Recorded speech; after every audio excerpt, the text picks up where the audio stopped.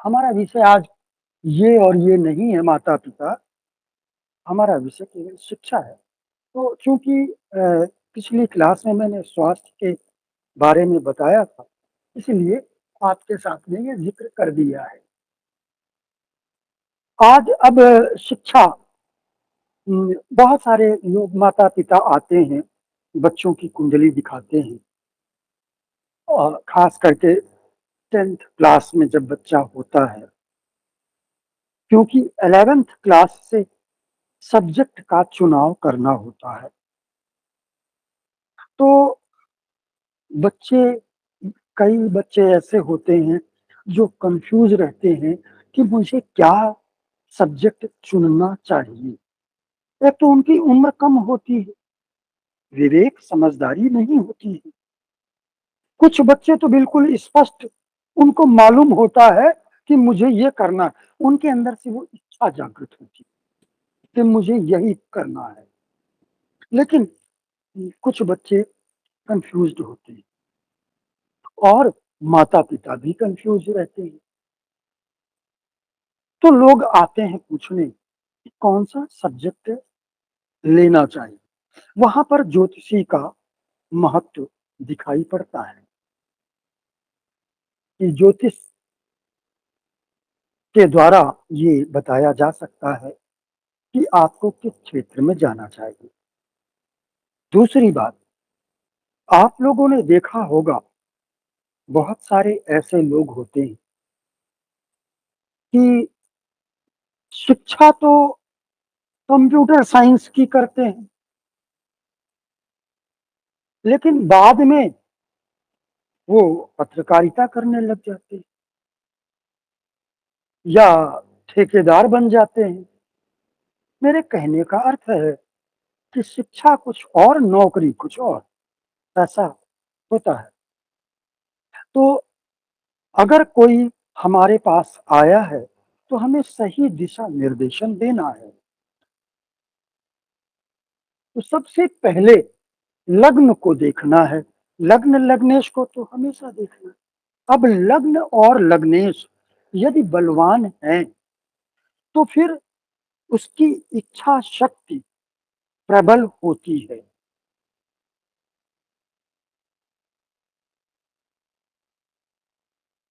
क्योंकि लग्न हमारा शरीर है, लग्नेश का मतलब हम स्वयं। तो यदि हम लग्न लग्नेश ठीक हैं, बलवान हैं, तो व्यक्ति की इच्छा शक्ति प्रबल होती है।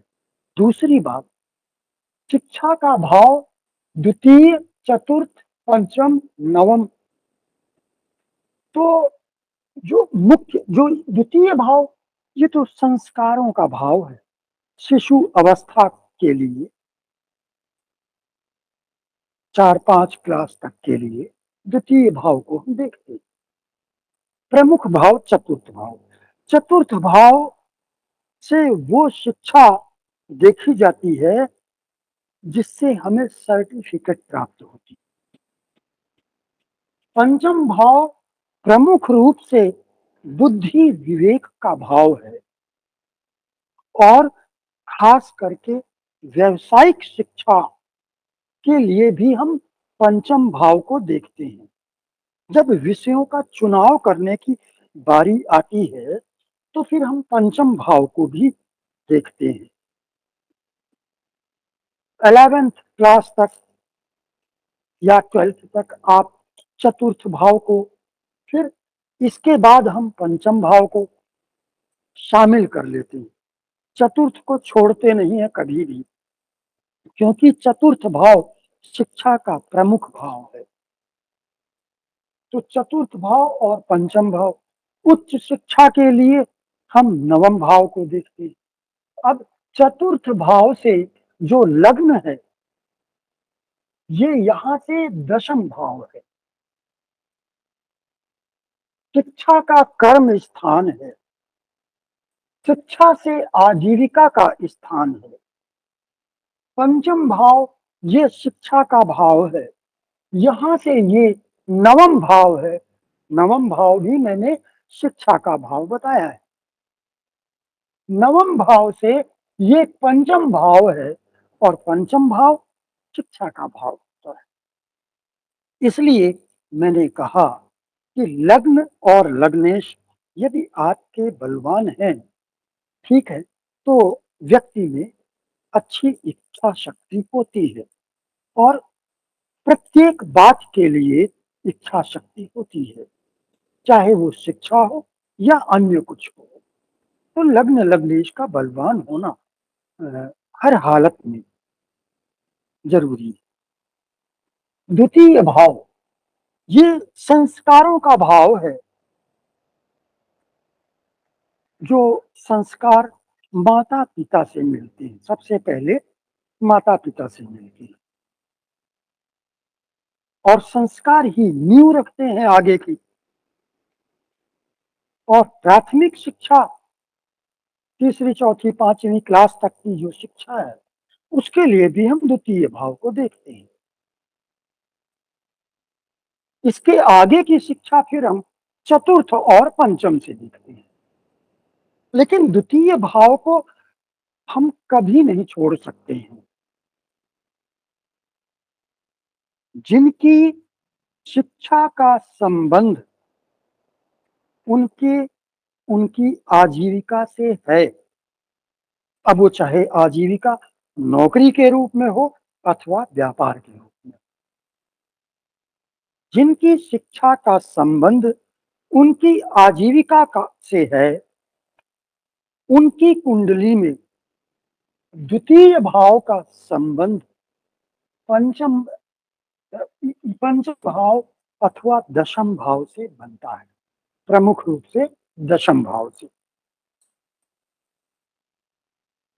यदि द्वितीय दशम में है या दशमेश द्वितीय भाव में है या दोनों एक साथ द्वितीय में है, दशम में है, चतुर्थ पंचम में है, लग्न में है, तो ऐसे व्यक्ति की जो शिक्षा है उसका संबंध उसकी आजीविका से होगा।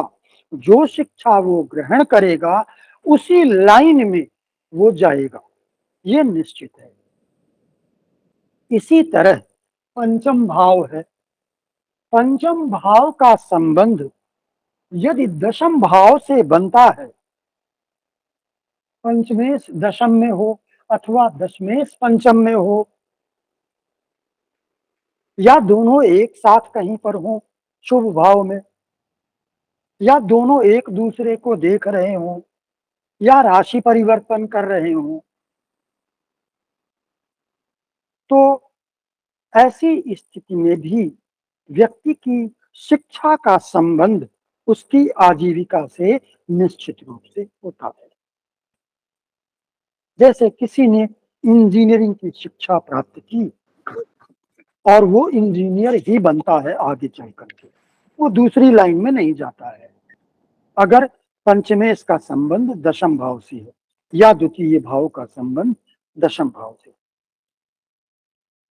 अब द्वितीय भाव का महत्व इसलिए भी ज्यादा है, एक तो ये धन भाव है और आजीविका से धन ही तो कमाया जाता है, लेकिन दूसरी तरफ ज्यादा महत्व इस बात का है कि आजीविका का ये जो भाव है, कर्म का भाव है, इससे ये पंचम भाव है और पंचम भाव शिक्षा का होता है। द्वितीय भाव से ये नवम भाव है और नवम भाव भी शिक्षा का भाव। पंचम भाव से जो द्वितीय भाव है ये दशम भाव है। पंचम शिक्षा का है और दशम कार्य आजीविका आदि का है। द्वितीय से पंचम भाव चतुर्थ है, चतुर्थ भी शिक्षा का भाव। पंचम से दशम ये छठा भाव है। छठा भाव तो वैसे नौकरी के लिए देखा जाता है, तो आपकी नौकरी शिक्षा से संबंधित जरूर हो। हालांकि पंचम भाव दशम से अष्टम भाव है। अष्टम भाव वैसे तो वो भी शिक्षा का ही होता है, क्योंकि जैसे ये अष्टम भाव है, ये भी अनुसंधानात्मक शिक्षा का भाव होता है। चतुर्थ से ये पंचम भाव है और पंचम से ये चतुर्थ भाव है, इसलिए ये भी शिक्षा का भाव है। अनुसंधानात्मक शिक्षा, अनुसंधानात्मक शिक्षा में वैज्ञानिक होते हैं और डॉक्टर वगैरह भी होते हैं, ऐसी बहुत सारी नौकरियां होती हैं। तो अष्टम भाव, तो दसम से ये अष्टम भाव है, ये बुरा नहीं है, लेकिन ये तब बुरा हो जाएगा यदि यहां पर कोई भी ग्रह स्थित हो और पीड़ित हो जाए। तो ऐसा ग्रह जो पीड़ित हो रहा है, यदि उसकी अंतर्दशा आती है या प्रत्यंतर दशा, तो ऐसा ग्रह नौकरी छुड़वा सकता है, क्योंकि ये अष्टम भाव, तो पीड़ित नहीं होना चाहिए। तो अभी मैंने आपको इन भावों का, शिक्षा के भावों का संबंध बताया है। इनमें जो प्रमुख भाव है ये चतुर्थ भाव है। अब कौन सा विषय लेना है, इसका निर्णय यदि जो ग्रह केंद्र में स्थित है, चार केंद्र भाव है, उनमें खास करके तीन केंद्र, लग्न चतुर्थ दशम, ये तीन केंद्र में जैसे ग्रह स्थित होंगे वैसा विषय सामान्य तौर पर व्यक्ति लेता है। इसके अलावा यहां तो लग्न आ ही गया है, अब दूसरा लग्न, लग्नेश पर जिन ग्रहों का प्रभाव होगा,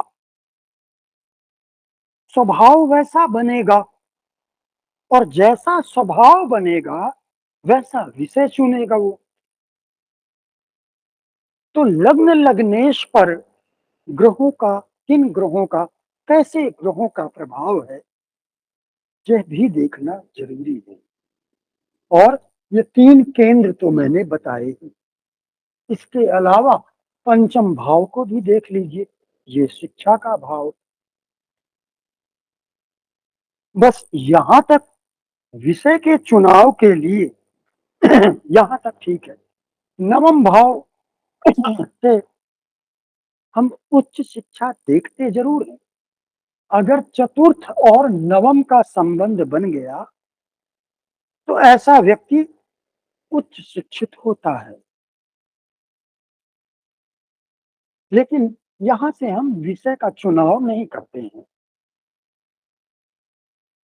विषय के चुनाव के लिए ये तीन केंद्र और लग्न लग्नेश पर पड़ने वाला प्रभाव, ये दो बातें हो। अब तीसरी बात, ऐसे ग्रहों की युति, जो ग्रह, दो ग्रह तीन ग्रह एक साथ बैठे हों और बलवान हों, तो उनका प्रभाव पूरी कुंडली पर पड़ता है।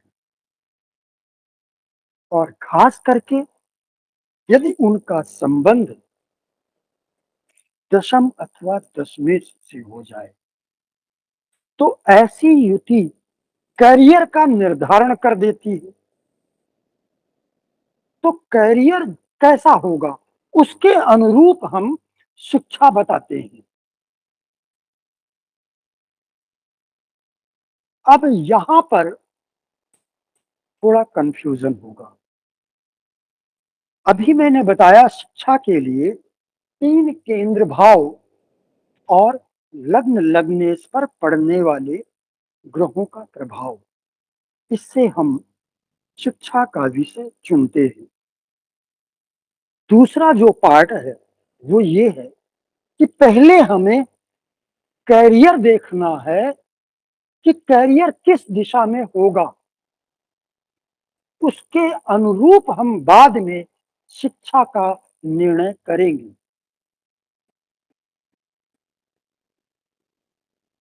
तो आज तो हम पहला पार्ट ही देखेंगे, सेकंड पार्ट अगली क्लास में, वरना कंफ्यूजन क्रिएट होगा। गुरुजी एक प्रश्न था। जी। जैसे जो इन 3 घरों में किसका महादशा समय चल रहा है, उसके हिसाब से जब पढ़ने का उम्र है उस समय कौन-सा है, वो कैसे उसको देखेंगे? जैसे फिर अंतर्दशा मैंने तीनों महादशा, अंतर्दशा का कॉम्बिनेशन, उसके बेसिस पे सब्जेक्ट का चुनाव, करियर चुनाव, ये बड़ा ही मतलब कॉम्प्लिकेटेड सा इक्वेशन बन जाता है।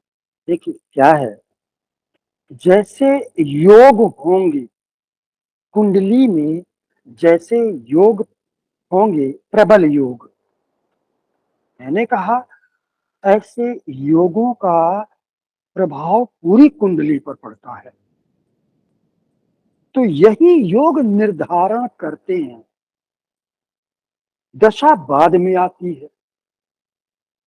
आपका सवाल ये है कि अब जिस समय सब्जेक्ट का चुनाव करना है, उस समय जैसे ग्रहों की दशा चल रही है, तो क्या हमें उसके अनुरूप बताना चाहिए? हाँ, बिल्कुल, आप ठीक सोच रहे हैं, लेकिन उसको सेकेंडरी में रखना है।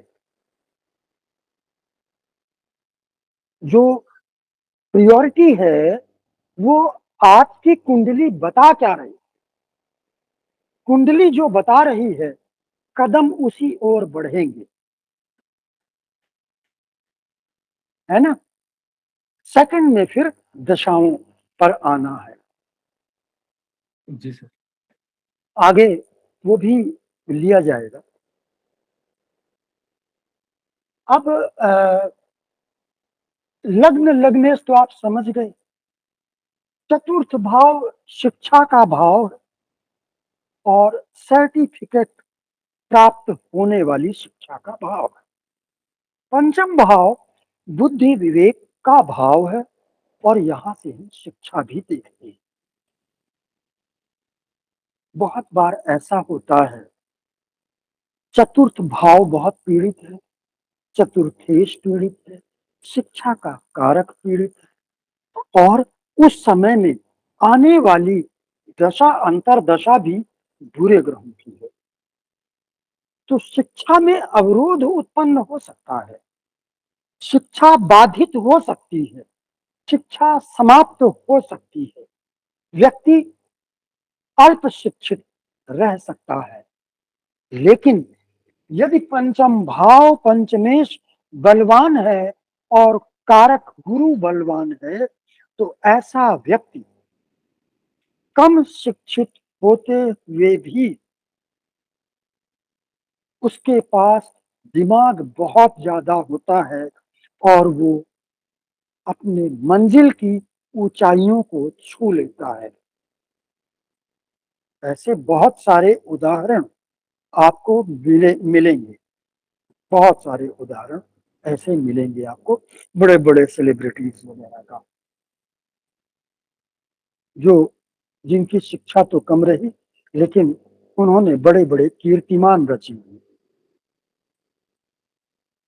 अब छठा भाव आप सभी जानते हैं, ये प्रतियोगिता का भाव है और प्रतियोगिता शिक्षा से संबंधित भी हो सकती है और नौकरी से संबंधित भी हो सकती है।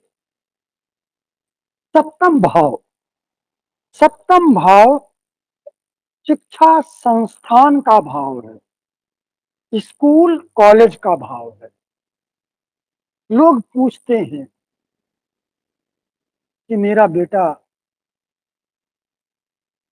JEE दे रहा है, क्या उसे गवर्नमेंट कॉलेज मिलेगा?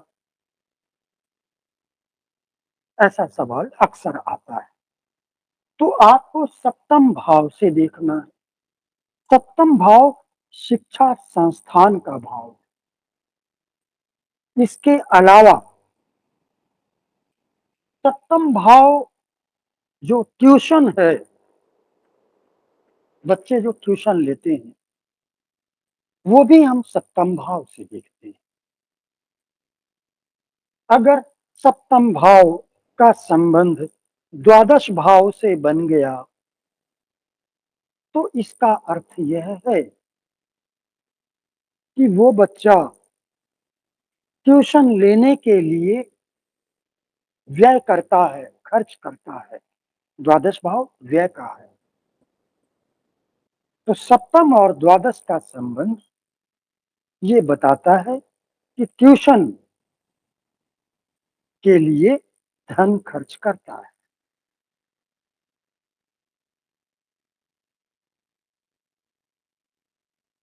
अगर शुक्र चतुर्थ भाव में स्थित हो या तृतीय भाव का स्वामी चतुर्थ भाव में स्थित, तो इससे ये पता लगता है कि बच्चे स्कूल जाने के लिए पैसा खर्च करते हैं, वाहन के लिए। शुक्र वाहन का कारक। तृतीय भाव चतुर्थ से द्वादश भाव, द्वादश भाव व्यय का भाव, चतुर्थ भाव वाहन का भाव। तो उससे ये पता लगेगा कि ये बच्चा स्कूल कॉलेज जाने के लिए बस का, ऑटो का या जो भी व्यय करता है। शिक्षा संस्थान का भाव सप्तम भाव मैंने बताया है। अष्टम भाव को भी आप शिक्षा संस्थान के भाव के रूप में ही देखेंगे। ये दोनों भाव शिक्षा संस्थान को बताते हैं। नवम भाव, नवम भाव आपके टीचर, नवम भाव आप जानते हैं किस चीज का है। नवम भाव आपके जो अध्यापक हैं उनके बारे में बताता है। यदि नवम भाव बलवान है, नवमेश बलवान है, तो आपके जो अध्यापक होंगे वो आपकी विशेष सहायता करेंगे। वो बहुत अच्छे टीचर होंगे आपके लिए। साथ में गुरु भी देख लें तो अच्छा है। गुरु तो गुरु ही है, शिक्षक ही है, ज्ञान देने वाला, ज्ञान का कारक। तो अगर नवम भाव आपका अच्छा है, नवमेश ठीक है या गुरु ठीक है, तो आपको अच्छे टीचर मिलेंगे। तो अब तक हमने ये शिक्षा का संबंध किन किन भावों से है ये बताया, और शिक्षा के विषय का चुनाव कैसे करना है हमने वो भी बताया। अब आज मैंने सभी ग्रहों का शिक्षा से संबंधित जो कारकत्व है वो फोटो मैंने आप लोगों को आज भेजा है।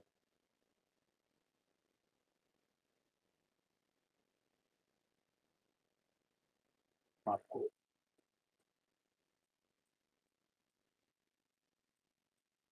मैथ सब्जेक्ट, मैथ का जो कारक है वो मंगल है और बुध है। मैथ का कारक ग्रह प्रमुख रूप से मंगल है और फिर बुध आता है। बुध कॉमर्स का कारक भी है।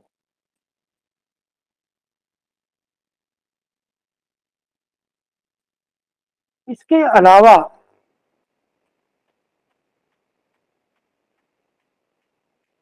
सूर्य सूर्य जो है ये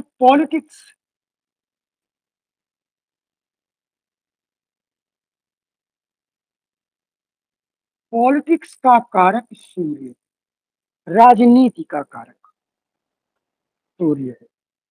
सूर्य प्रकाश का कारक है, रोशनी का कारक है, और ये रोशनी, ये प्रकाश केवल ये भौतिक प्रकाश नहीं, ये आत्म प्रकाश भी है, ज्ञान का प्रकाश भी है।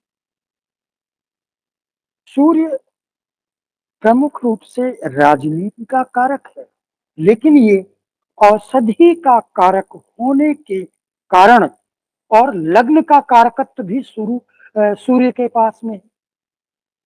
तो इसलिए ये चिकित्सा क्षेत्र में भी ले जाता है।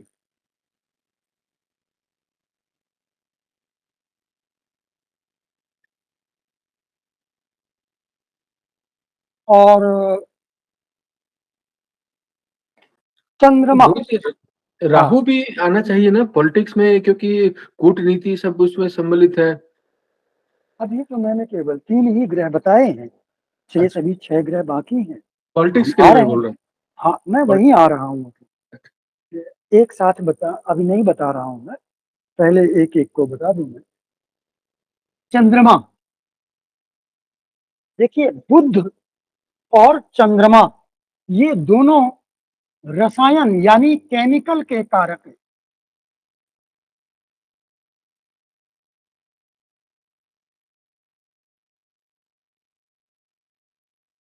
और बुध के साथ मिलकर चंद्रमा मैनेजमेंट का भी कार्य करता है।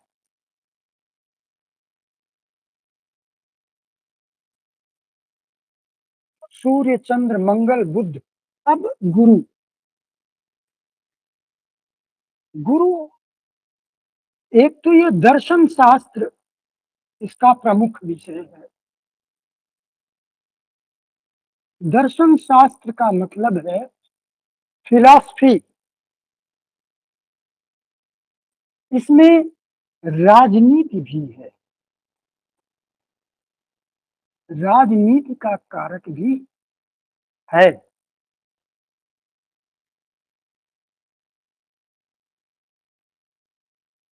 और धर्म का कारक तो है ही, वेद वेदांत का। और ज्ञान का कारक है, नाम ही गुरु है। कोई भी मैनेजमेंट का भी कारक गुरु कह सकते हैं तो। हाँ, गुरु गुरु है, बुद्ध है, ये दोनों मैनेजमेंट भी करते हैं। शुक्र, ये ये भी रसायन का कारक है। इसके अलावा जूलॉजी,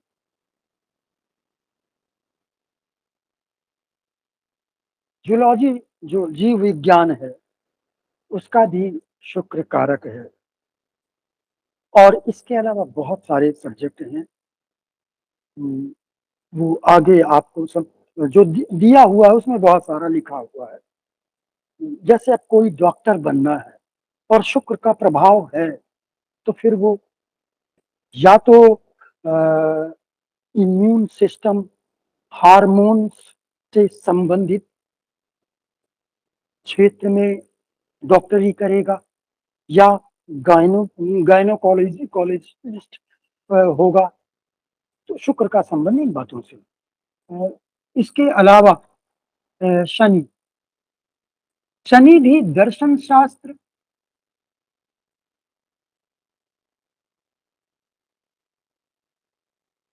और राजनीति में भी इसका महत्व है।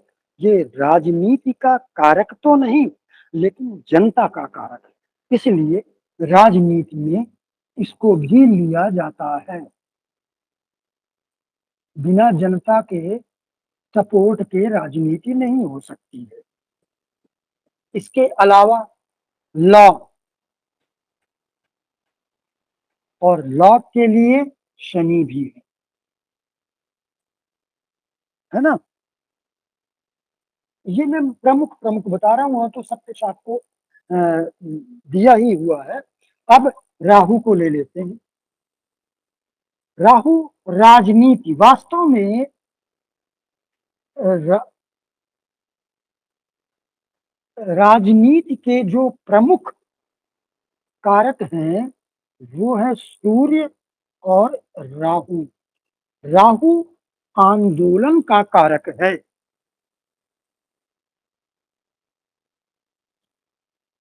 और शिक्षा में, अब चूंकि ये राहु का संबंध इलेक्ट्रिक से है, राहु का संबंध इलेक्ट्रिक से भी है, और विष विष का कारक आप जानते ही हैं,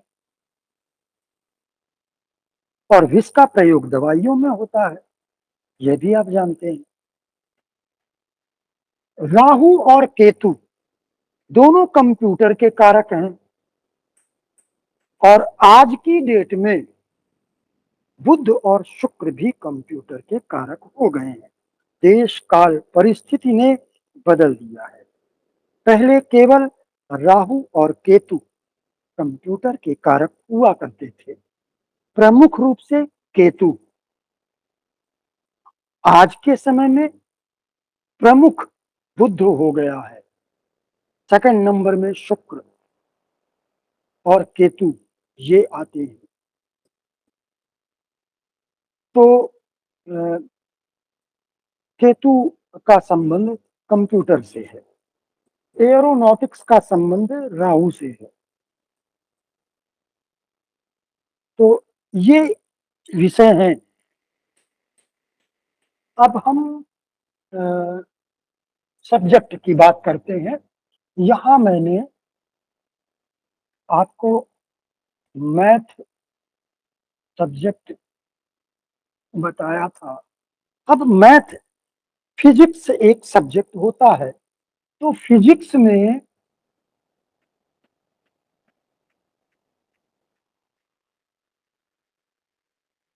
फिजिक्स के लिए सूर्य, मंगल, गुरु,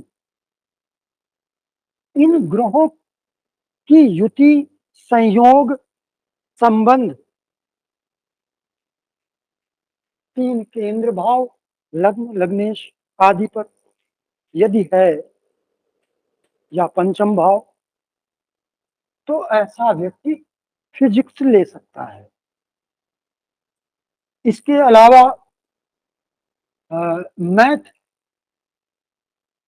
मैथ के लिए तो मंगल और बुध ये बता चुका हूं आप। फिर जूलॉजी, यहां पर शुक्र, चंद्र, गुरु। बॉटनी में भी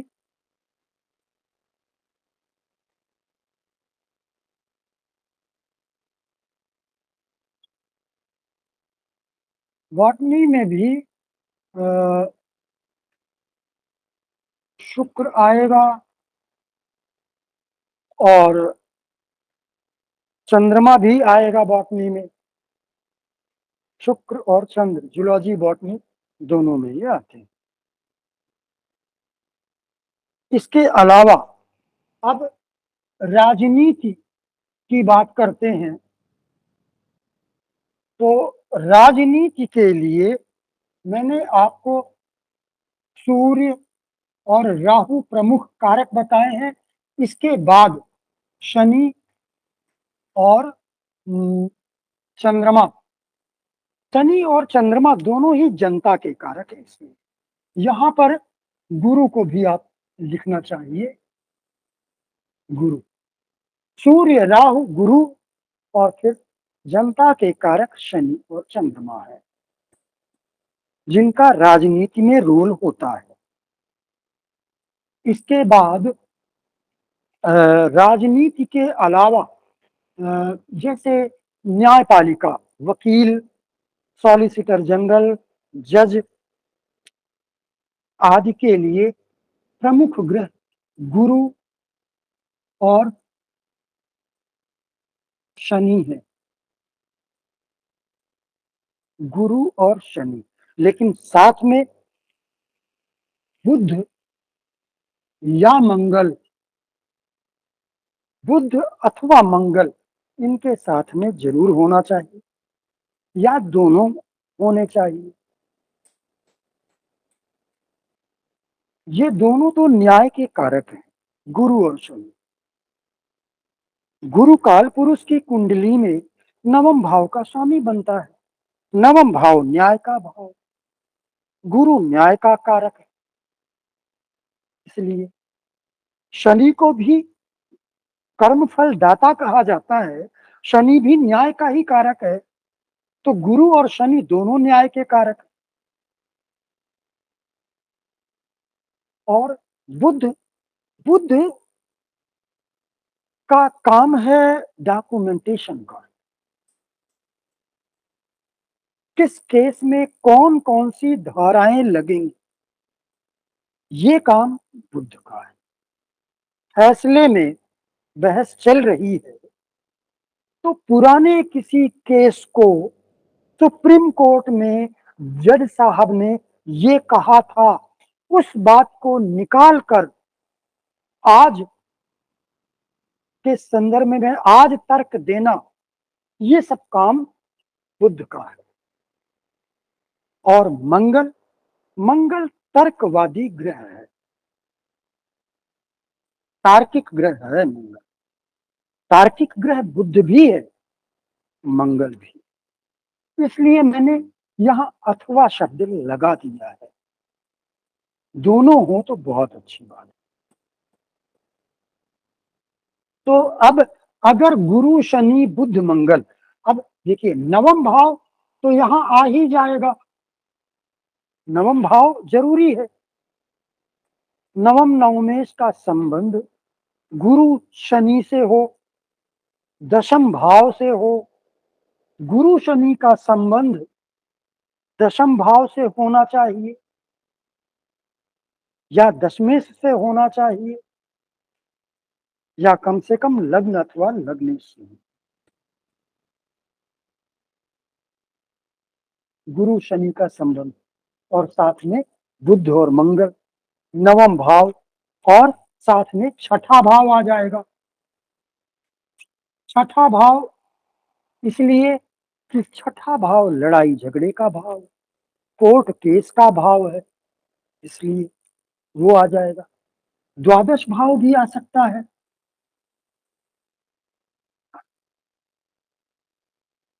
अगर इस क्षेत्र में जाकर के और कोई जेल का अधिकारी होता है, बनता है, तो उसके लिए द्वादश भाव भी सम्मिलित होगा, क्योंकि वो जेल का भाव है।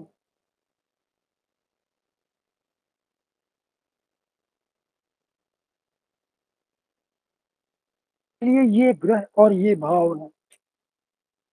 और इसके पहले मैंने राजनीति के लिए तो मैंने आपको सूर्य राहु प्रमुख रूप से बताया, शनि चंद्रमा में से कोई एक, क्योंकि ये दोनों ही जनता के कारण। और चतुर्थ भाव जनता का भाव है, वो सम्मिलित होना चाहिए, क्योंकि या जैसे कोई भी ग्रह यदि दशम भाव में बैठे हैं तो चतुर्थ भाव को तो देखेंगे ही, संबंध बन गया। तो चतुर्थ भाव का संबंध, चतुर्थ दशम लग्न, इनका संबंध होना चाहिए राजनीति के लिए। लग्न इसलिए कि जो व्यक्ति राजनीति में जाता है उसका स्वभाव नेताओं जैसा होता है, और लग्न तो सभी जगह सम्मिलित हो सकता है। यहाँ पर मैंने आपको विषय के चुनाव के लिए बताया भी कि लग्न लग्नेश पर जैसे ग्रहों का प्रभाव होगा उसका स्वभाव वैसा होगा, और अपने स्वभाव के अनुरूप वो विषय का चुनाव करेगा। तो अब अगर ऐसी युति आपको दिखाई पड़ रही है इन ग्रहों की और भाव की, तो आप समझ जाएंगे न्यायपालिका के क्षेत्र में जाएगा। तो फिर आप उसको सजेस्ट कर सकते हैं, आप उसको सलाह दे सकते हैं कि आप LLB करो, LLM करो।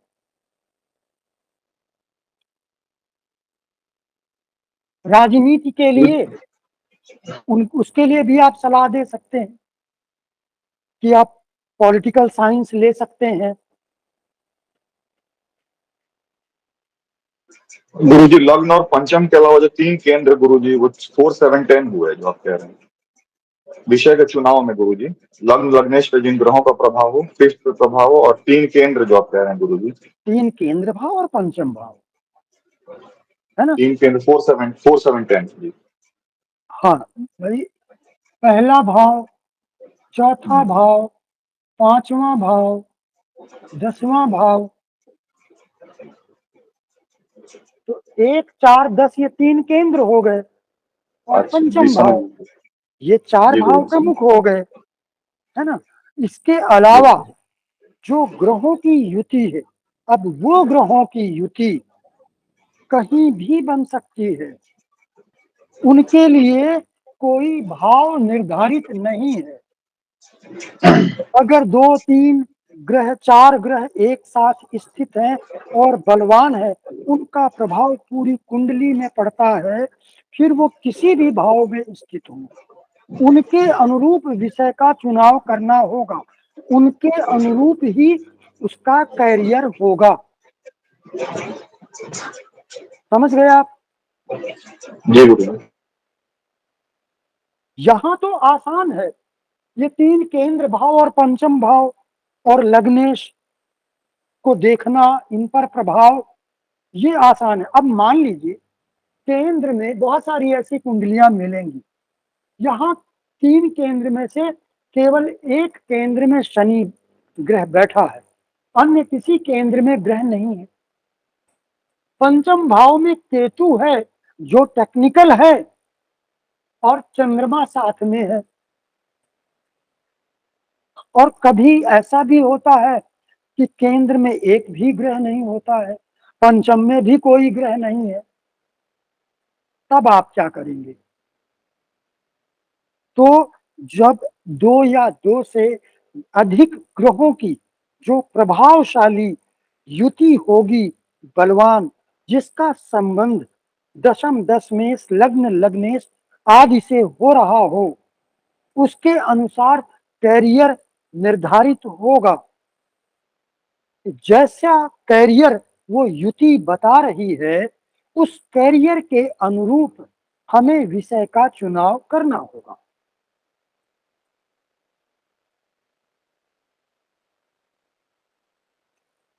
ये जो आज 2 कुंडलियां मैंने बनाई हैं, ये वास्तव में आप लोगों को बताने के लिए नहीं बनाया था, मुझे एक वीडियो बनाना था, तो मैंने बना लिया, लेकिन फिर मुझे समय नहीं मिला, तो मैंने कहा चलो शिक्षा के संदर्भ में इन कुंडलियों को ही ले लेंगे। अब चलिए इस कुंडली को, पहली वाली कुंडली को देखिए गुरुजी, आप लोग। गुरुजी टेलीकॉम किस में आएगा? सरयू जी, आप जी जानती हैं, सब जानती हैं, भूल रही हैं क्या? चलिए अभी बताते हैं सबको साथ में। इस कुंडली में चतुर्थ भाव में 4 ग्रहों की युति है, पंचम में गुरु है। लग्नेश बुध ही है जो चतुर्थेश भी है। लग्न पर मंगल का प्रभाव है, राहु का है, शनि का है। अब यहां पर आप समझिए जरा सा, लग्न पर 3 ग्रहों का, क्रूर ग्रहों का प्रभाव है। शनि टेक्निकल ग्रह है, मंगल टेक्निकल ग्रह है, राहु टेक्निकल ग्रह है। एक बात तो साफ हो गई कि ये फीमेल चार्ट है, इनका संबंध इनकी जो शिक्षा है वो टेक्निकल होगी। लेकिन अब टेक्निकल कौन सी शिक्षा? बहुत सारी शिक्षा बहुत सारे सब्जेक्ट टेक्निकल होते हैं। गुरुजी इंजीनियर और किन किन ग्रहों को टेक्निकल कहेंगे गुरुजी? शनि मंगल राहु के अलावा टेक्निकल ग्रह किनको किनको मानेंगे गुरुजी? शनि, मंगल, राहु, केतु, ये जो क्रूर ग्रह हैं ये टेक्निकल ग्रह होते हैं। और सूर्य सूर्य साइंस का कारक है, तो ये भी क्रूर ग्रह, लेकिन सूर्य साइंस का कारक है ना। गुरु जी गुरु। गुरु जो है, एक तो गुरु है, शिक्षक है, तो यानी एजुकेशन से इसका संबंध है। दूसरा, गुरु क्योंकि धन का कारक है तो फाइनेंस से इसका संबंध है। अब फाइनेंस का संबंध किन बातों से होता है? अकाउंटेंसी, है ना, बैंक में नौकरी, या ऐसी नौकरी जैसे अब एक्साइज वगैरह है। लेकिन एक्साइज के लिए गुरु तो रहेगा, लेकिन दूसरे ग्रह भी रहेंगे, द्वादश भाव शामिल होगा उसमें, क्योंकि द्वादश भाव टैक्स का भाव है ना। तो टेक्निकल ग्रह जो है, ये क्रूर ग्रह जो होते हैं ये टेक्निकल होते हैं, है ना। सौम्य ग्रह टेक्निकल नहीं होते हैं। तो लग्न के बारे में देखा हमने, लग्नेश भी साथ में बैठा है और शनि का प्रभाव है। यहां पर लग्नेश बलवान है। आप लोग तुलना कीजिए कि यहाँ कौन सा ग्रह सबसे ज्यादा बलवान है। आप लोग जरा बता दीजिए, फिर बाद में मैं आगे बढ़ूं। बुध गुरुजी के चौथे स्वराशि में है, उच्च कभी गुरुजी। और लोग बताइए। मंगल सर छठे भाव में है, स्वराशि में वो भी है। मैं यहाँ की बात कर रहा हूँ। अच्छा अच्छा, चौथे बुध ही में। अच्छा, हम शिक्षा की ही बात कर रहे हैं ना, अभी कुंडली की बात नहीं कर रहे हैं, तो शिक्षा की बात कर रहे हैं। तो यहाँ पर आप लोग कह रहे हैं कि बुध सबसे बलवान है, और उसका कारण है, बुध एक तो अस्त है लेकिन वक्री भी है। वक्री होने से ग्रह बलवान होता है। बुध अपनी उच्च राशि में स्थित है, इसलिए भी बलवान होगा।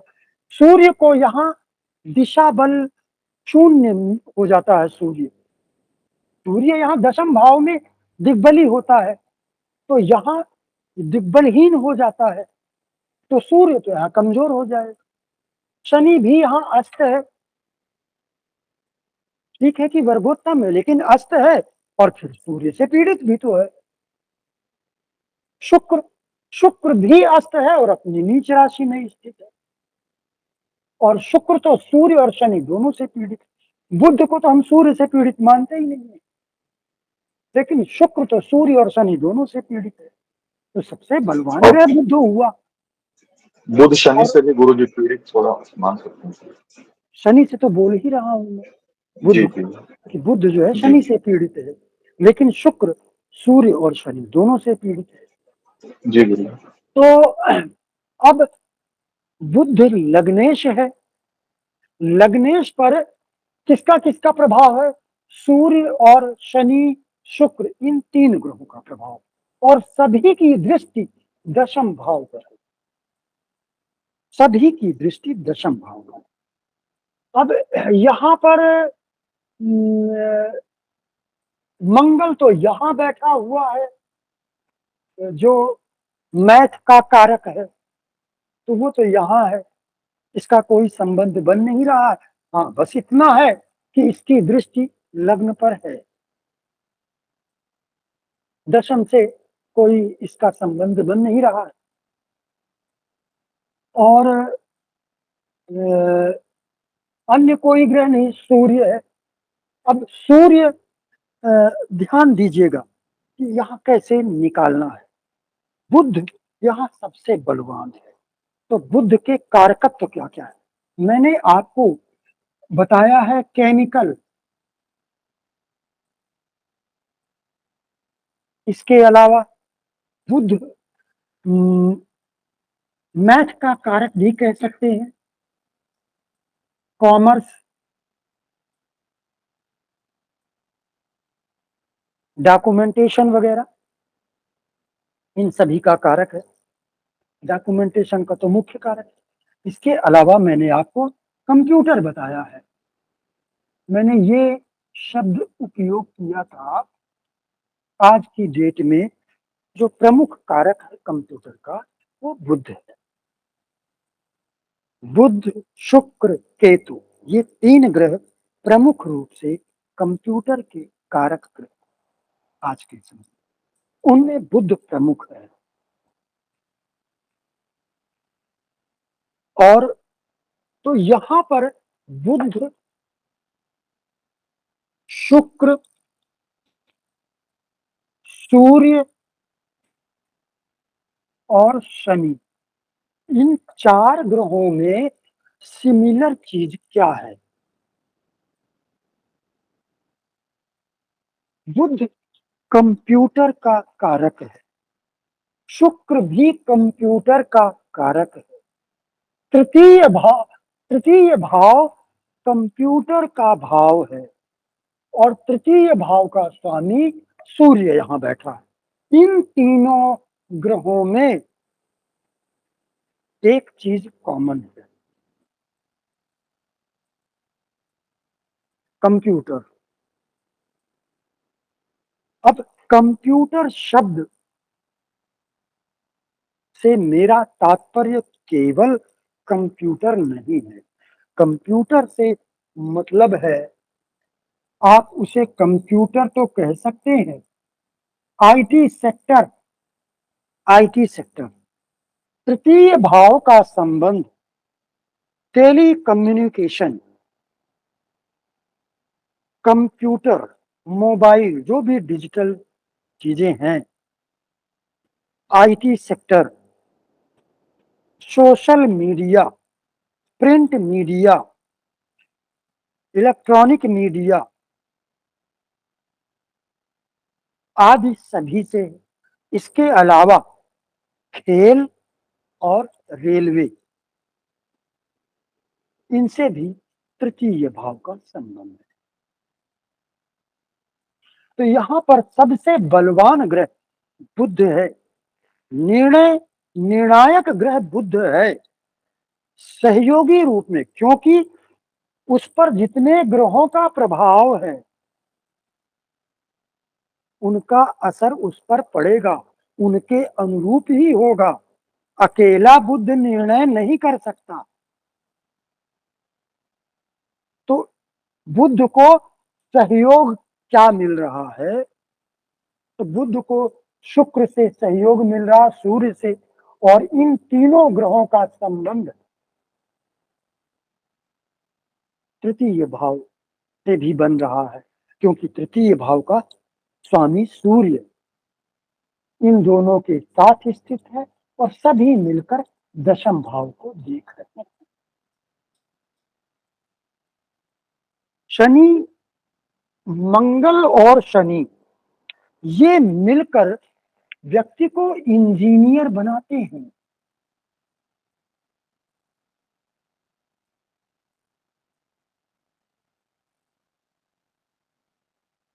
मंगल और शनि मिलकर इंजीनियर बनाते हैं।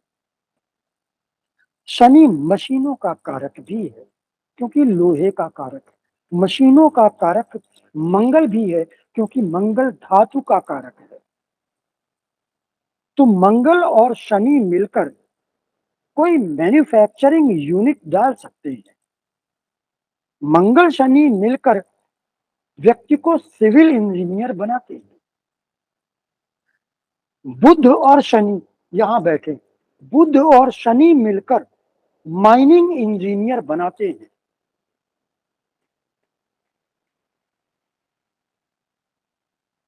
मंगल और राहु इलेक्ट्रिकल इलेक्ट्रॉनिक इंजीनियर बनाते हैं। इंजीनियरिंग का प्रमुख कारक ग्रह मंगल है। अब जैसे ग्रहों के साथ में होगा वैसा करेगा। जो शनि के साथ है, तो शनि धरती के नीचे पाए जाने वाला पत्थर, रेत, मिट्टी, इन सभी का कारक है। कृषि भूमि का कारक शनि है, तो इसलिए शनि के साथ मिलकर सिविल इंजीनियर बनाता है। मंगल और बुध मैकेनिकल इंजीनियर बनाते हैं। शनि और बुध माइनिंग इंजीनियर बनाते हैं। मंगल और राहु इलेक्ट्रिकल और इलेक्ट्रॉनिक इंजीनियर।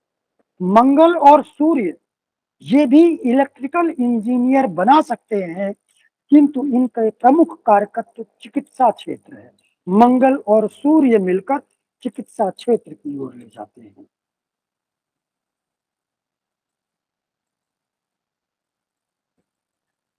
तो यहां पर शनि का प्रमुख प्रभाव नहीं है।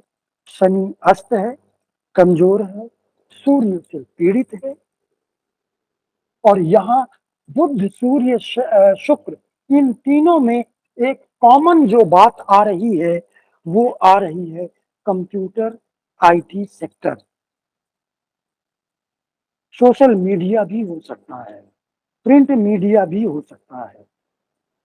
एक बात और बता दूं, शुक्र, बुध, चंद्र, ये तीनों ग्रह मिलकर बॉलीवुड में भी ले जा सकते हैं।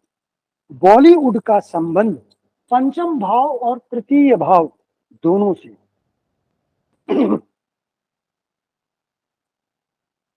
तो शुक्र, बुध, चंद्र,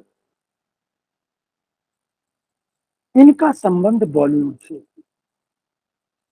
अब बॉलीवुड जब आएगा तो फिर बहुत कुछ आएगा।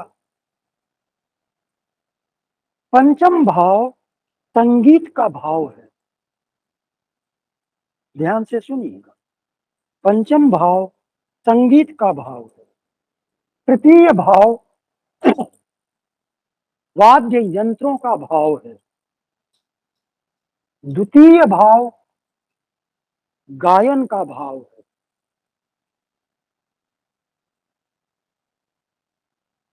तो ये तीन भाव सम्मिलित हो जाते हैं। जब इन तीन भावों का संबंध दशम भाव से बनेगा और इन तीन ग्रहों का संबंध बनेगा, तो व्यक्ति बॉलीवुड में जाता है। बीच बीच में जो चीजें याद आती जाती हैं, मैं वो बताता हूँ, भूल जाता हूँ। अब तो इसलिए मैं जब याद आया तब बता देता हूँ। तो गुरु जी, ये तीनों ग्रह दसवें भाव में होंगे। ये तीनों चंद्रमा, बुध और शुक्र, तो ये बॉलीवुड में का मैंने ऐसा नहीं कहा है कि ये तीनों ग्रह दशम भाव में होंगे। मैंने ऐसा कहा है, बात को समझिए कि मैं कहना क्या चाहता हूँ। मैंने कहा है इन तीनों का संबंध दशम भाव से होना चाहिए। अब दशम भाव से होने का अर्थ है दशम भाव में बैठे हों, लेकिन तब जब ये द्वितीय, तृतीय और पंचम के स्वामी हों, तभी तो इन भावों का संबंध दशम से बन पाएगा। अगर ये द्वितीय, तृतीय, पंचम के स्वामी नहीं है तो फिर ये दशम में ना बैठे। अगर ये इनमें से कोई द्वितीय का स्वामी है, कोई दशम का स्वामी है, हो सकता है कि बुध तृतीय भाव का स्वामी हो, मिथुन राशि हो, तो वृषभ राशि द्वितीय भाव में आ गई, तो फिर दशमेश कौन हुआ? शनि हुआ। तो अगर शनि इनके साथ आके बैठ जाए कहीं भी, द्वितीय भाव में, तृतीय भाव में, पंचम भाव में, या दशम भाव में, या चतुर्थ भाव में, तो संबंध बन गया ना दशम भाव से।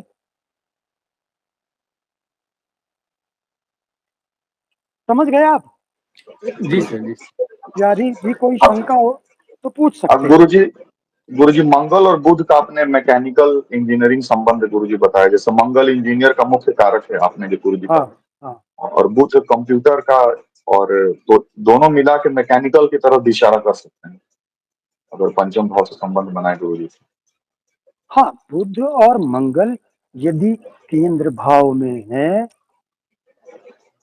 और या पंचम भाव में है और बलवान हो और इनका संबंध दशम दशमेश से बन रहा हो या लग्न लग्नेश से बन रहा हो तो ये मैकेनिकल इंजीनियर बना सकते हैं।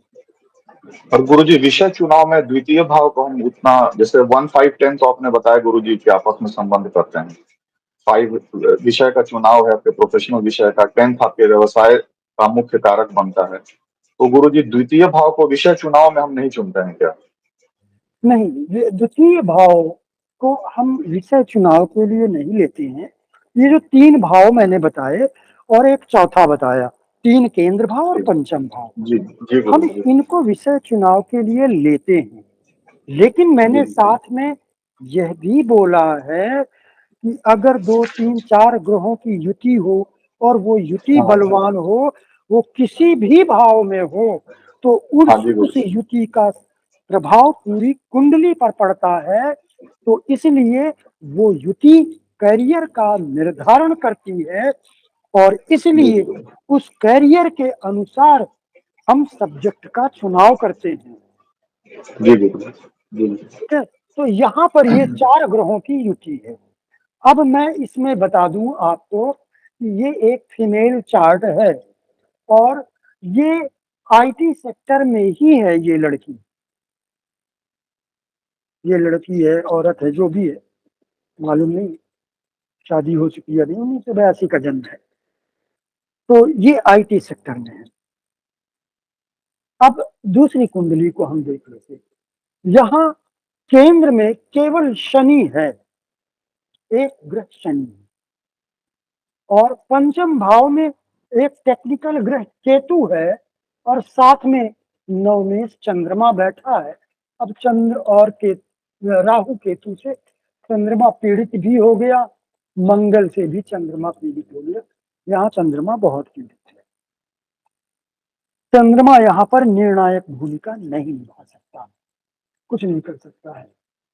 शनि यहाँ अकेला है। अब यहाँ पर 2 ग्रह है, यहाँ 3 ग्रह है द्वितीय भाव में। द्वितीय भाव में 3 ग्रह हैं और अब देखिए यहाँ पर द्वितीय भाव का स्वामी गुरु स्थित है, अपनी राशि, अस्त है किंतु अपनी राशि में है। गुरु इस कुंडली का द्वितीय और पंचम 2 शुभ भावों का स्वामी है, अपनी राशि में स्थित। मंगल लग्नेश है, इस कुंडली का लग्नेश यानी बहुत ही शुभ ग्रह। फिर दशमेश सूर्य,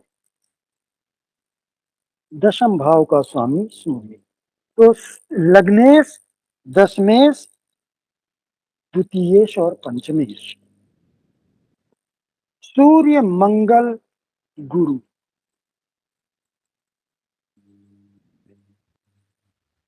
ये युति यहाँ प्रबल दिख रही है। बुध और शुक्र दोनों यहाँ बैठे हैं तृतीय भाव में, मित्र राशि में है, शनि की राशि में। शनि चतुर्थ में बैठकर दशम को देख रहा। शनि इनका राशि स्वामी है। तो सूर्य गुरु मंगल, मुझे मालूम नहीं कि इन्होंने कौन सा सब्जेक्ट लिया था। यहाँ पर ये युति बहुत बलवान है। सूर्य मंगल गुरु, सूर्य मंगल गुरु के बारे में मैंने अभी शुरुआत में बताया था। फिजिक्स,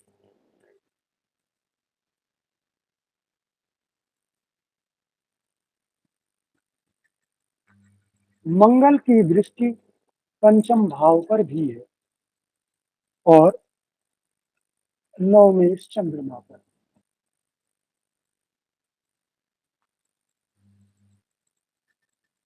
तो इन्होंने मैथ सब्जेक्ट तो फिजिक्स लिया होगा, लेकिन ये युति भी अच्छी है, इससे कमजोर है ये। बुध यहाँ पर 0 अंश का है, लेकिन वर्गोत्तम है। शुक्र सप्तम भाव का स्वामी है। ये दोनों ही ग्रह अच्छे भावों के स्वामी नहीं है, शुक्र और बुध। लेकिन फिर यही वाली बात यहाँ दिखाई पड़ती। शुक्र और बुध दोनों कंप्यूटर के कारक हैं। तृतीय भाव भी कंप्यूटर आईटी सेक्टर का भाव है और इनका राशि स्वामी शनि चतुर्थ में बैठकर दशम भाव को देख रहा और लग्न को देख रहा। शनि का प्रभाव दशम और लग्न पर भी है। तो इन्होंने उस समय फिजिक्स लिया होगा, क्योंकि ये युति प्रबल है। यहाँ दशमेश भी है, लग्नेश भी है और द्वितीयेश पंचमेश गुरु भी है। इसलिए शिक्षा तो इन्होंने फिजिक्स से इन्होंने लिया होगा। अब 2025 के फरवरी में शायद इन्होंने मुझे कुंडली दिखाई थी और पूछा था कि क्या मैं गवर्नमेंट नौकरी की तैयारी करूं, क्या मुझे सरकारी नौकरी मिलेगी। फरवरी 2025 में सवाल किया था। मैंने संभवतः 3 मार्च 2025 को एक वीडियो डाला था इन्हीं का। इनको तो मैंने बता दिया था कि हाँ आपको सरकारी नौकरी मिलेगी और अभी मिलेगी। फिर मैंने 3 मार्च को शायद एक वीडियो डाला था। उस वीडियो का नाम है रेलवे में नौकरी। वो वीडियो आप जाके देखिएगा। उसमें मैंने इनको बताया था कि आपको रेलवे में नौकरी मिलेगी और ज्वाइनिंग डेट भी मैंने उसमें बताया था 1 जुलाई अथवा इसके बाद। ये शब्द उसमें आपको सुनाई पड़ेंगे उस वीडियो में। 1 जुलाई 2026 की बात मैंने उनको बताई थी। उन्होंने फरवरी मार्च में मुझे कुंडली दिखाया था 2025 में और 1 जुलाई अथवा इसके बाद मैंने ज्वाइनिंग के लिए बोला था उस वीडियो में। लेकिन मुझसे गलती हो गई समझने में। मैंने उनको रेलवे कहा। मैंने आपको बताया कि तृतीय भाव आईटी सेक्टर का भाव है, कंप्यूटर से संबंधित भाव है, मीडिया से संबंधित भाव है, डॉक्यूमेंटेशन का भाव है, रेलवे का भाव भी है, खेल कूद का भी भाव है। अब इस भाव का स्वामी शनि, शनि स्वयं रेलवे का कारक है। शनि की दृष्टि दशम भाव पर, इसलिए मैंने रेलवे कह दिया। लेकिन वो गलत हो गया। नौकरी तो मिली, टाइम वही था, सब कुछ वही था। और जो नौकरी भी मिली तो वो पूरी तरह से गलत नहीं हुआ। तृतीय भाव से संबंधित ही नौकरी मिली उनको। मैंने भी तृतीय भाव से ही संबंधित नौकरी बताई थी।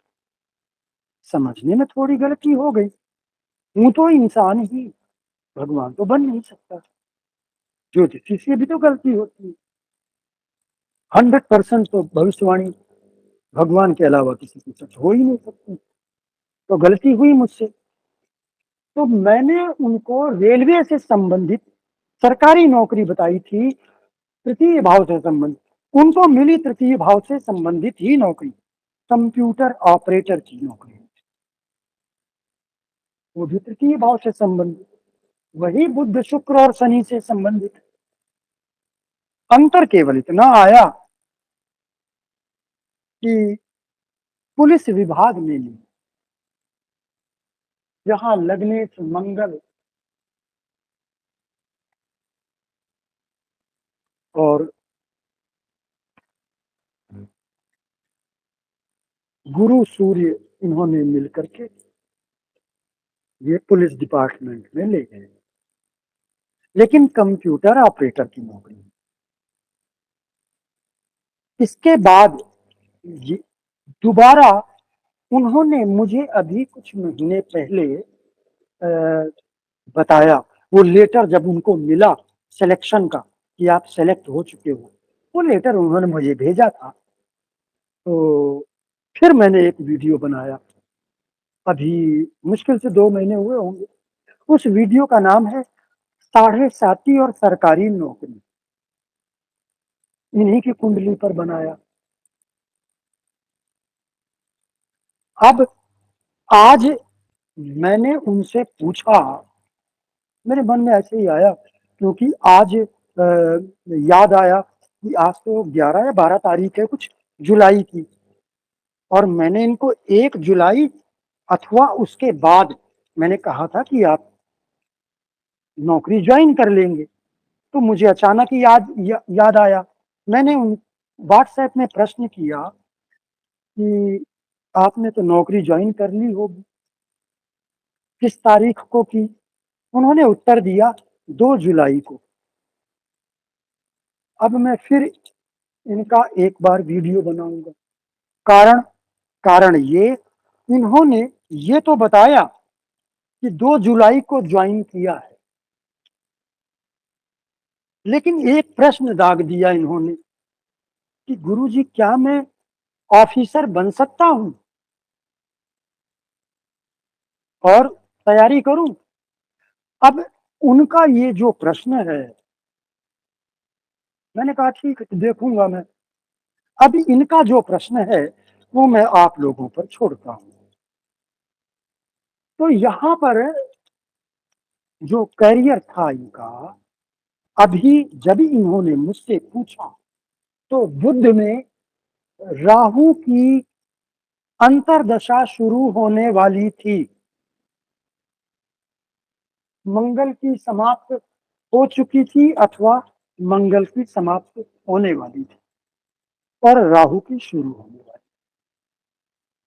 मैंने देखा बुध में राहु, बुध की महादशा और राहु की अंतर्दशा, राहु की वजह से, राहु की अंतर्दशा की वजह से मैंने इस युति को अनदेखा किया और इस युति को लिया मैंने। बुध यहां बैठा है महादशा नाथ, और राहु बुध की राशि में बैठा हुआ है, तो यहां बुध बहुत महत्वपूर्ण हो गया।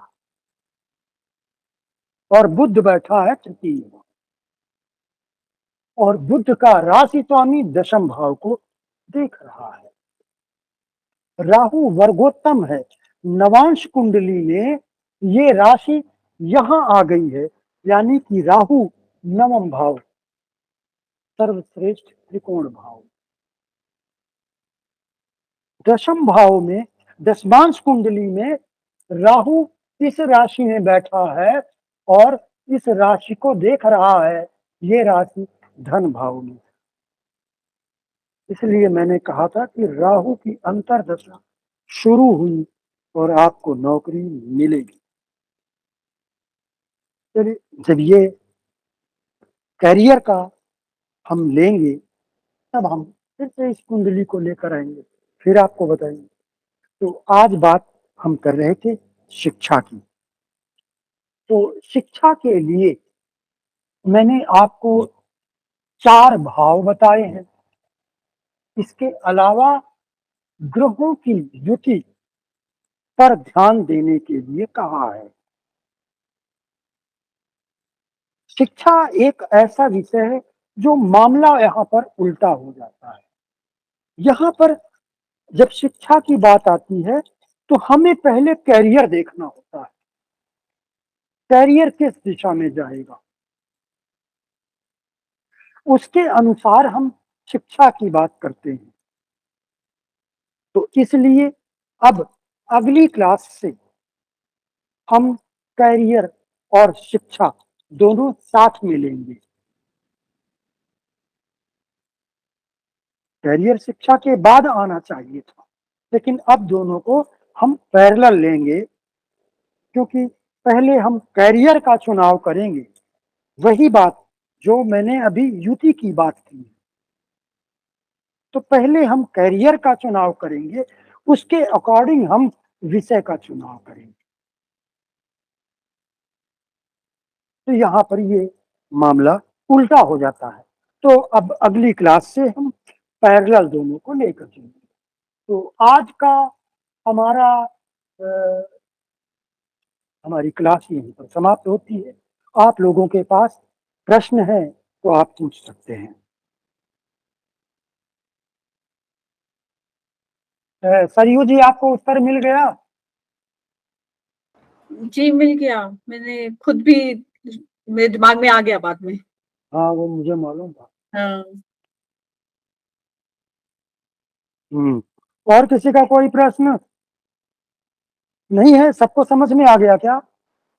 गुरुजी एक प्रश्न, जैसे दो, यदि मान लीजिए कॉम्बिनेशन दिख रहा है, जैसे मेष लगन में गुरु नौवें है, वर्गोत्तम है, और दसम भाव में जो आपने शुक्र मंगल, शुक्र चंद्र और बुध एक साथ बैठी है मेष लगन में। किस कुंडली की बात कर रहे हैं? किस कुंडली? कोई अलग कुंडली है क्या? जी जी, अलग कुंडली में बता रहा हूँ कि दो इसमें गुरु भी माने विशेष है, और 10वें भाव में भी दूसरे घर से संबंध बना रहा है, और मेष चंद्रमा भी लग्न सामने। है। मेष लग्न है जी सर, मेष लगन। और सिद्धार्थ जी आप बोल रहे हैं ना? मैं मनु बोल रहा सर। मनु जी, मनु जी देखिए ऐसा। सिद्धार्थ अभी है नहीं। अच्छा, आवाज लगभग दोनों की एक जैसी, इसलिए मुझे धोखा हुआ। तो हाँ बताइए, कौन सा ग्रह कहाँ बैठा है? 10वें घर में शुक्र, चंद्र और बुध।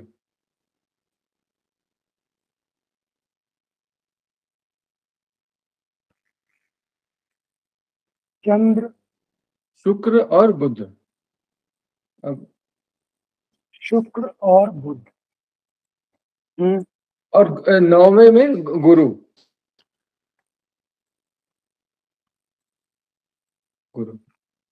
तो इसमें गाने और का भी। बताइए, सभी ग्रह अच्छा बताइए। अच्छा, तीसरे में मंगल, और 5वें में शनि और केतु, और 11वें में सूर्य और राहु। शनि है 5वें में सर, सूर्य और राहु। राहु भी है 11वें में, राहु और जी। शनि कहाँ है? शनि ये 5वें में।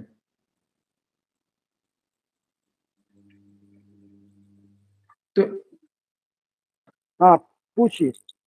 इसमें जैसे गाने का प्रबल इच्छा है, जैसे ये मेरी एक बेटी का ही है, तो उसको गाने का उसका प्रबल ये है, और मतलब उसमें जाना चाहती थी, लेकिन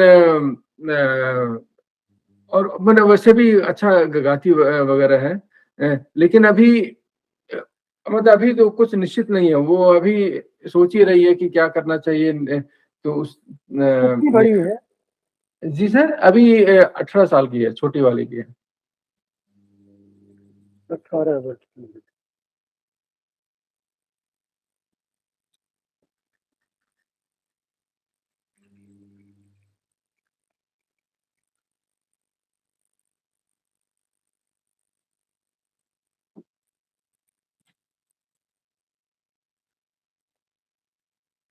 महादशा अंतरदशा कौन सी है? अभी सर राहु बुध और बुध में बुध है दिसंबर तक। अभी बुध में बुध है। जी, राहु बुध में बुध। जी, क्या राहु? मैं राहु महादशा है और उसके अंदर अंतरदशा बुध की है। और राहु में बुध ऐसा बोलिए, है जी ना? राहु, जी जी। राहु में बुध, अभी प्रत्यंतर दशा की बात नहीं कर रहे।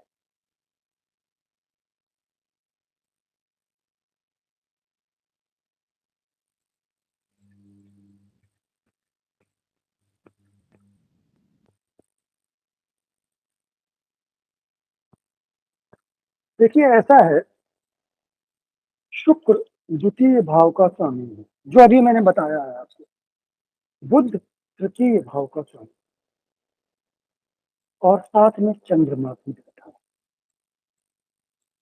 पंचमेश पंचम भाव को देख रहा, तो एकादशेश और पंचमेश ने राशि परिवर्तन किया है।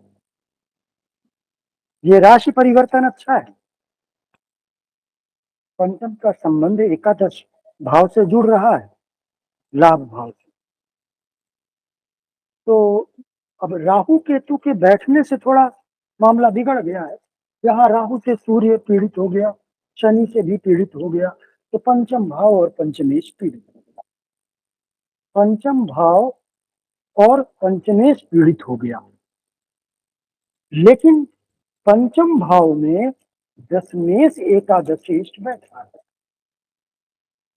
तो इसके लिए तो खैर कुंडली विश्लेषण करनी होगी, जिसपे समय लगेगा। लेकिन जो सवाल आपने किया है, ये बिल्कुल चीजें होती हुई नजर आ रही हैं। ये सब कुछ होता हुआ नजर आ रहा है। अभी बुध की अंतरदशा है। बुध के बाद बुध बुध के बाद में केतु की अंतरदशा आएगी। राहु में केतु, राहु में केतु, ये केतु शिक्षा में कुछ थोड़ा गड़बड़ करेगा केतु। और केतु के बाद में फिर शुक्र। शुक्र ठीक रहेगा शिक्षा के लिए, क्योंकि द्वितीय भाव का स्वामी है और चतुर्थेश के साथ बैठा है मित्र राशि में, इसलिए बुरा नहीं शुक्र। इसके बाद सूर्य और फिर चंद्रमा। यहाँ पर सूर्य में पंचम भाव से संबंधित कुछ होगा।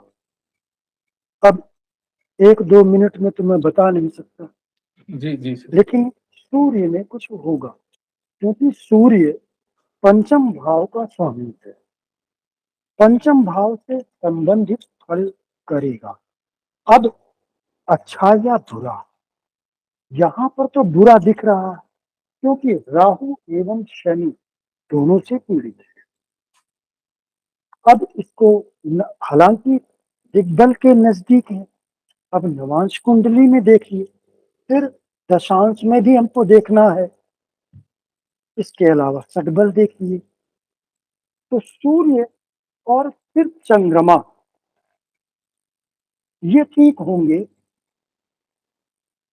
और गुरु की महादशा इनके लिए बहुत अच्छी होगी।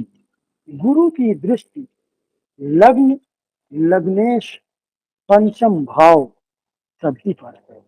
गुरु किसी भी ग्रह से पीड़ित नहीं है।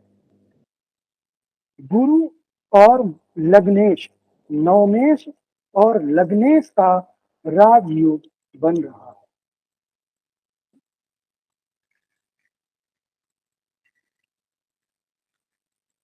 द्वितीय शुक्र और चतुर्थेश चंद्रमा का धन योग बन रहा है। सूर्य और शनि का भी धन योग बन रहा है। कुंडली अच्छी है। पंचम भाव इसके बारे में बहुत सोचना पड़ेगा, क्योंकि पंचम भाव शिक्षा का भाव है, बुद्धि विवेक का भाव है, प्रेम संबंध का भाव है, और संगीत का बताया, बॉलीवुड से इसका संबंध है, ये भी बताया। तो ये बहुत सारी चीजें हैं। अब कौन सा अर्थ निकल कर आता है, ये जो केतु शनि राहु सूर्य 4 क्रूर ग्रह क्या कहना चाहते हैं, इसको निकालने में थोड़ा तो समय लगेगा। मुझे मैं तो आपको 1.5-2 अलग से घंटे भेजता लग हूँ, जाते हैं। मैं आपको अलग से भेजता हूँ। हाँ, मुझे तो 1.5-2 घंटे लग जाते हैं कुंडली देखने में, है ना, कुंडली विश्लेषण करने में, तो इसमें समय लगेगा। लेकिन जो आपने पूछा है यहाँ पर दिखता है, पूरी तरह दिखता है। ठीक है, और किसी का प्रश्न?